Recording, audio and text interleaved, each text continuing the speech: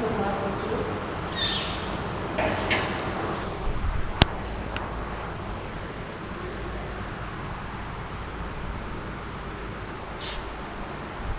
सुप्रभात बच्चों, मैं आपकी हिंदी की अध्यापिका सुमन आज फिर आपके सामने प्रस्तुत हूँ अपनी हिंदी की पाठ्य पुस्तक वसंत का अध्याय नंबर 8, जो कि हमारी एक कविता है जिसका नाम है शाम एक किसान। इसके जो लेखक हैं वो हैं सर्वेश्वर दयाल सक्सेना। इसमें कवि ने बताया है कि जाड़े के मौसम में शाम के समय प्राकृतिक सौंदर्य का जो आनंद होता है, प्राकृतिक सौंदर्य का जो नज़ारा होता है वो देखते ही बनता है, और उसका आनंद लेते हुए पहाड़ को जो लेखक है वो देखता है तो उसे वह एक किसान की भांति दिखाई देता है। उसके ऊपर का आकाश ऐसा है जैसे उसने साफा बांधा हो। कैसा है आकाश? लेखक के जो ऊपर का आकाश है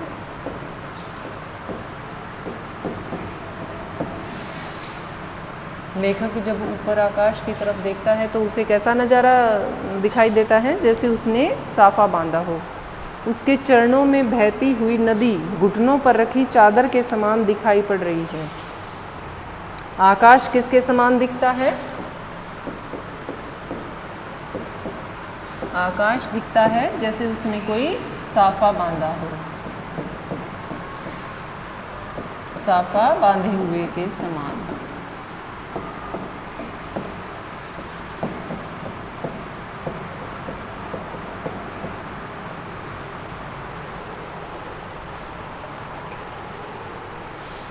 और नदी उसको कैसी दिखती है?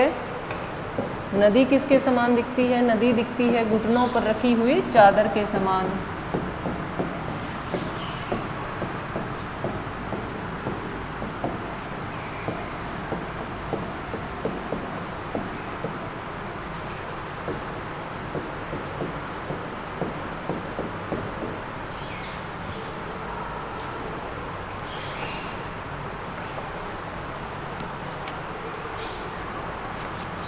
कैसा आकाश नज़र आ रहा है कवि को? जैसे कि उसने एक कोई साफा बांधा हो। आकाश उसके सिर पर बंधे साफे के समान, और पहाड़ के नीचे बहती हुई नदी घुटनों पर रखी चादर सी मुझे नज़र आ रही है। पलाश के पेड़ों पर खिले लाल लाल फूल, वो फूल लाल लाल होने के कारण उसे जलती हुई अंगूठी के समान, जलती हुई अंगीठी के समान।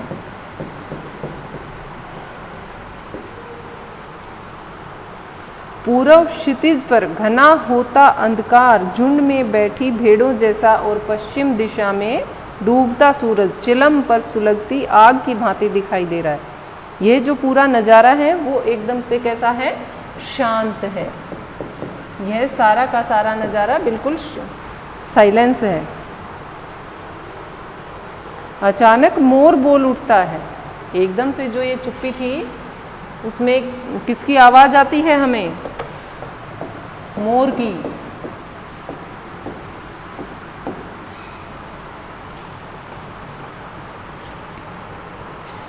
मोर की आवाज़ ऐसी आई जैसे किसी ने आवाज़ लगाई हो। क्या आवाज़ लगाई हो? सुनते हो, ऐसी आवाज़ आई जैसे कोई इंसान बोल रहा है। ऐसी आवाज़ किसकी थी? मोर की। इसके बाद यह दृश्य जो है घटना में बदल जाता है। क्या घटना होती है ये सारा नज़ारा देखने के बाद?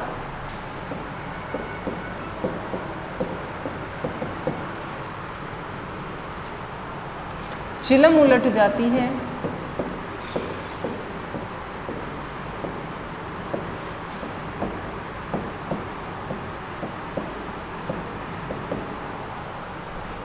आग बुझ जाती है।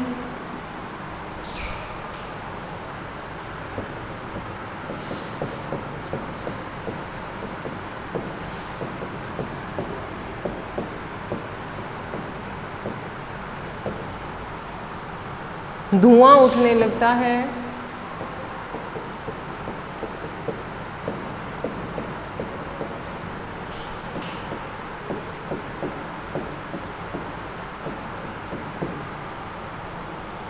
सूरज डूब जाता है,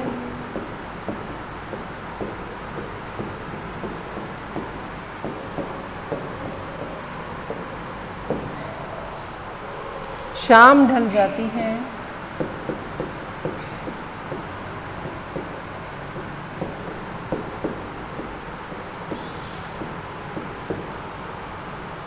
और अंधेरा छा जाता है।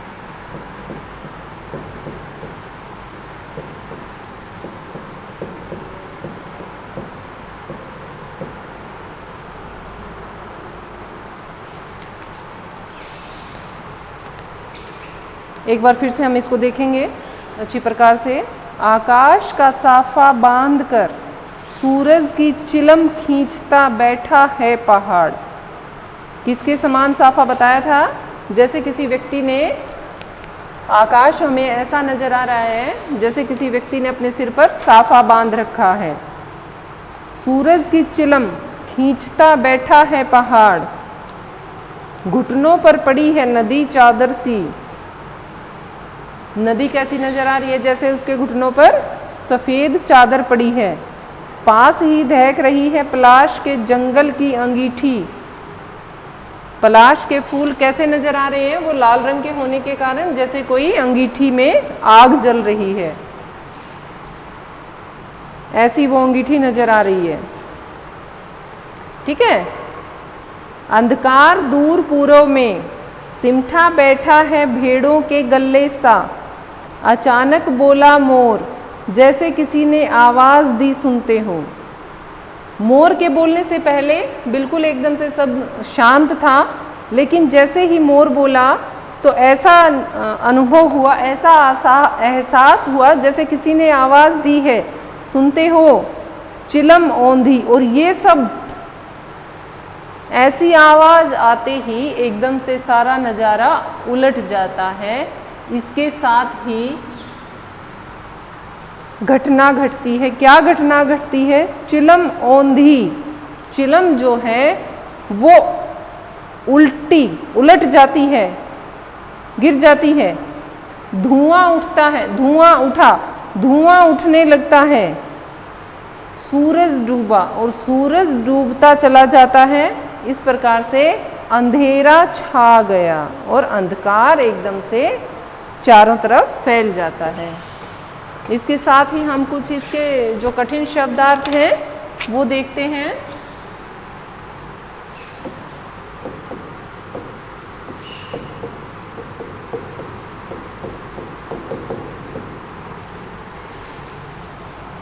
साफा क्या होता है? साफा साफा होती है पगड़ी, सिर पर बांधते हैं जो।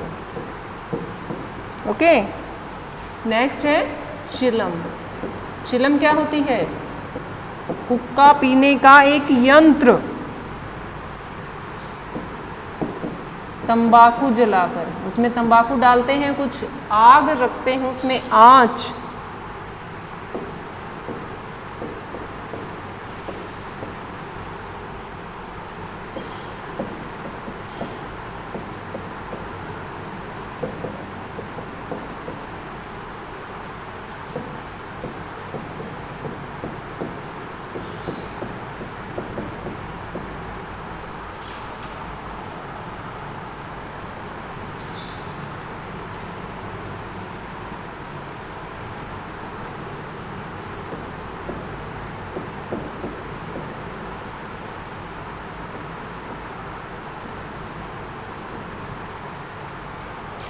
नेक्स्ट है दहक। दहक जला हुआ। अगला है प्लाश। प्लाश क्या होता है? प्लाश के फूल होते हैं लाल रंग के, लाल रंग के वृक्षों वाला, लाल रंग के फूलों वाला वृक्ष। इसे हम टेसु भी कहते हैं।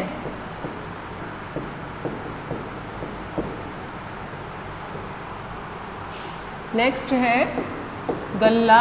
यहाँ हम कुछ एक शब्द ही बच्चों कर पाएंगे, सभी शब्द यहाँ नहीं कर सकते हम क्योंकि बहुत ज़्यादा लेंथी सिस्टम हो जाता है।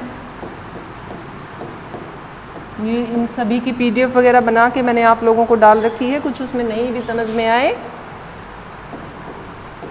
जानवरों का झुंड नहीं समझ में आए तो आप मुझसे पूछ लेना। झुंड, गल्ले सा भेड़ों का, वो बताया ना इसे, सिमटा बैठा है भेड़ों के गल्ले सा, तो गल्ला क्या है? जानवरों का झुंड।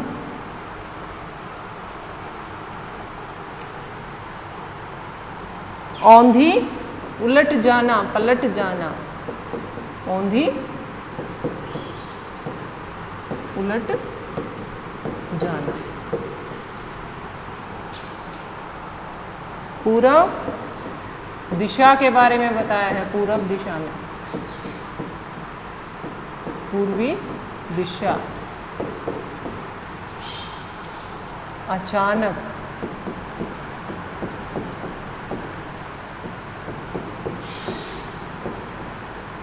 एकाएक, एकदम से।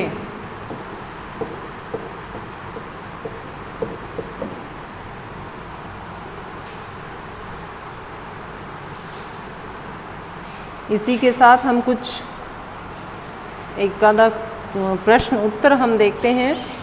इसका पहला प्रश्न बच्चों, कविता में दी गई दूसरी, चौथी और पांचवी एक रूपता को खोज कर लिखिए।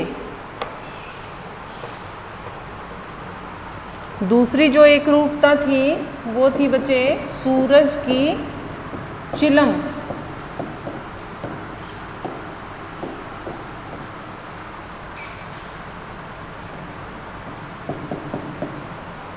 एंड फोर्थ,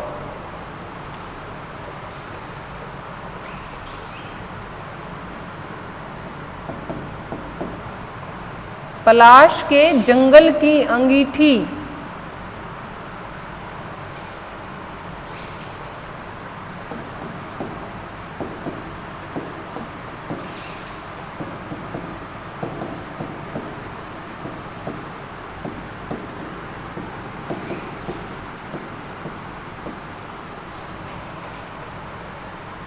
फिफ्थ है बच्चों, अंधकार भेड़ों के झुंड सा।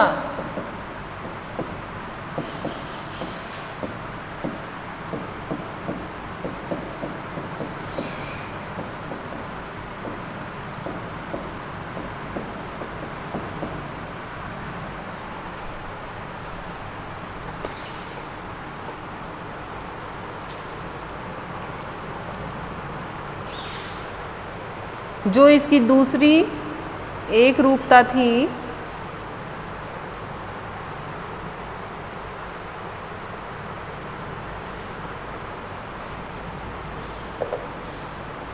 वो क्या है? सूरज की चिलम सा।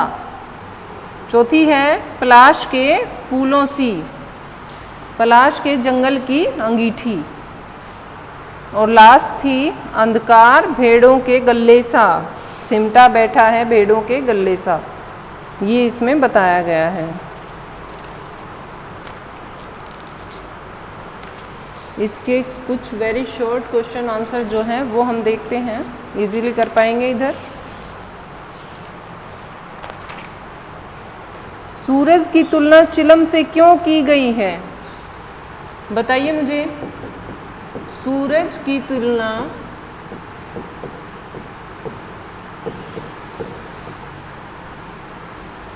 चिलम से क्यों की गई है? क्योंकि चिलम भी गर्म होती है।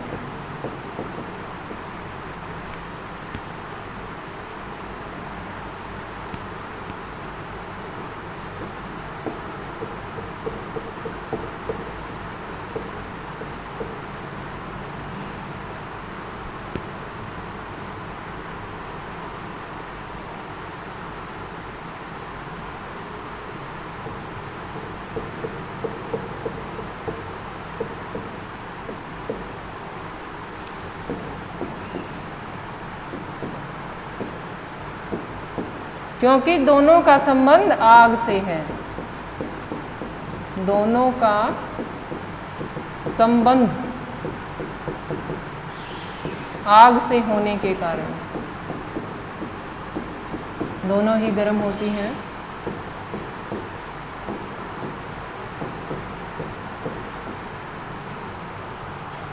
अंधकार किस दिशा में है?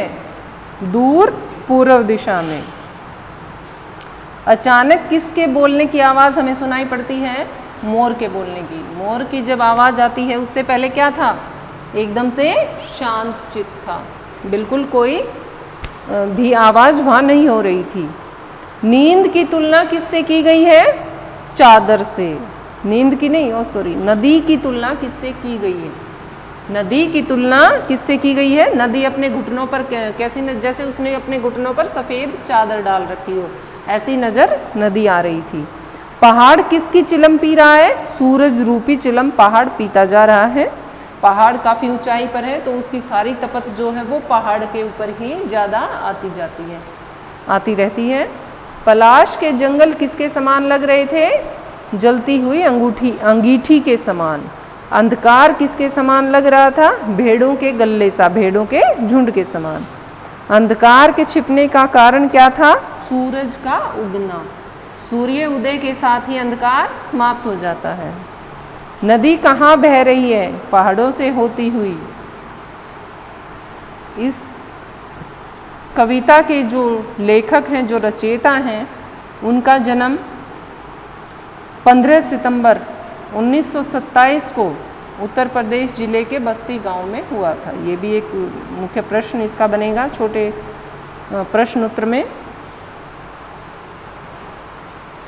मोर जैसे ही बोलता है तो क्या आवाज़ आती है? मोर के बोलने के साथ ही हमें क्या आवाज़ आई? सुनते हो, ऐसी हमें आवाज़ आई, ऐसा हमें आवाज़ हुआ जैसे कोई इंसान पीछे से आवाज़ लगा रहा हो। इसी के साथ ही हमारी ये कविता जो है वो ख़त्म होती है। अध्याय नंबर 8 वसंत का समाप्त होता है। आपको अगर इसमें कुछ नहीं समझ में आए तो आप मुझसे संपर्क कर लेंगे।